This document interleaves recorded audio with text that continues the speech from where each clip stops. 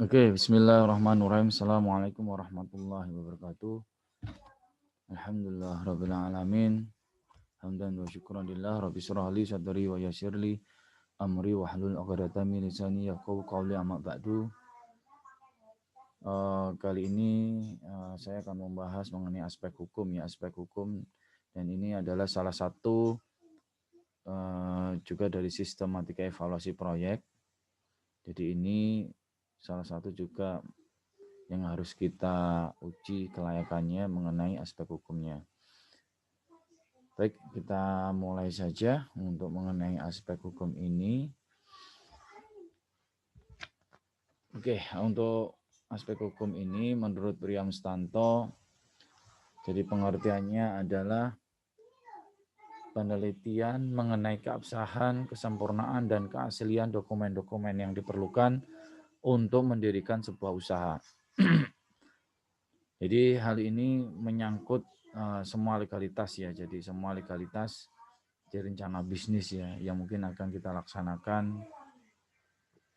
Dan analisa aspek hukum ini menurut saya ini sangat penting sekali, karena kalau ini tidak diperhatikan juga bisnis kita juga akan terkendala ya, karena ini masalah legalitas. Seperti itu. Baik, untuk legalitas ini akan saya bahas. Selanjutnya adalah di sini. Jadi legalitas ini menyangkut semua legalitas rencana bisnis ya, yang akan kita laksanakan. Nah, antara lain apa saja sih yang harus kita perhatikan di sini? Pertama adalah perizinan untuk lokasi. Perizinan untuk lokasi di sini adalah lokasi yang akan kita kerjakan ya dalam proyek. Mau kita mau buat pengembangan ikan sidat, mungkin pengembangan pembibitan ikan lele dan lain-lain, ini harus ada yang namanya perizinan untuk lokasi. Atau kita mau bikin kandang ayam, atau kita mau buat proyek pembangunan SD, SMP, SMA, atau lain-lainnya. Jadi perizinan untuk lokasi ini sangat penting sekali. Dan yang kedua adalah kelengkapan akta pendirian perusahaan dari notaris. Jadi kelengkapan akta pendirian perusahaan dari notaris. Notaris apakah dalam bentuk PO, PT, atau CV, dan lain-lainnya. Dan ini harus ya, karena ini menyangkut masalah keberlangsungan bisnis kita.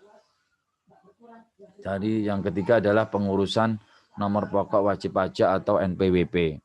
Jadi NPWP ini sangat penting sekali karena ini menyangkut masalah kewajiban pajak ya. Kewajiban pajak yang sudah ditetapkan oleh negara kita. Terus yang keempat adalah adanya surat tanda daftar perusahaan atau STDP. Dan yang keenam adalah memiliki surat izin tempat usaha dari Pemda setempat. Jadi ada surat izin ya, jadi surat izin tempat usaha dari Pemda setempat. Dan yang ke 1, 2, 3, 4, 5, 6, yang ke-6 ya, melengkapi surat tanda rekanan atau STR dari Pemda setempat. Jadi seperti itu ya. Dan yang terakhir adalah mengurus SIUP. Jadi mengurus surat izin untuk perusahaan setempat. Nah, menurut Priap Stanto dan Istikharah di tahun 2006, Istikharah. Jadi untuk memulai studi kelayakan suatu usaha pada umumnya dimulai dari aspek hukum. Jadi walaupun mungkin banyak pula yang melakukan dari aspek lain, tetapi aspek hukum ini bertujuan untuk mencermati keabsahan, kelengkapan, dan keaslian dari setiap dokumen yang dimiliki oleh perusahaan, sertifikat tanah atau dokumen lainnya yang mendukung kegiatan bisnis atau usaha tersebut. Nah, dalam prakteknya, ini di Indonesia ini ada beberapa jenis badan hukum ya, yang diakui antara lain sebagai berikut: ada perseorangan, firma, perseroan komanditer, perseroan terbatas, perusahaan negara, perusahaan daerah, yayasan, dan juga koperasi. Nah, ini adalah aspek hukum yang perlu kita perhatikan dalam sebelum kita memulai bisnis kita. Jadi kalau kalian nanti kalau mau memulai bisnis dan ini kita buat sepertinya kayak PT itu ya, dan kita ikut tender dan lain-lain.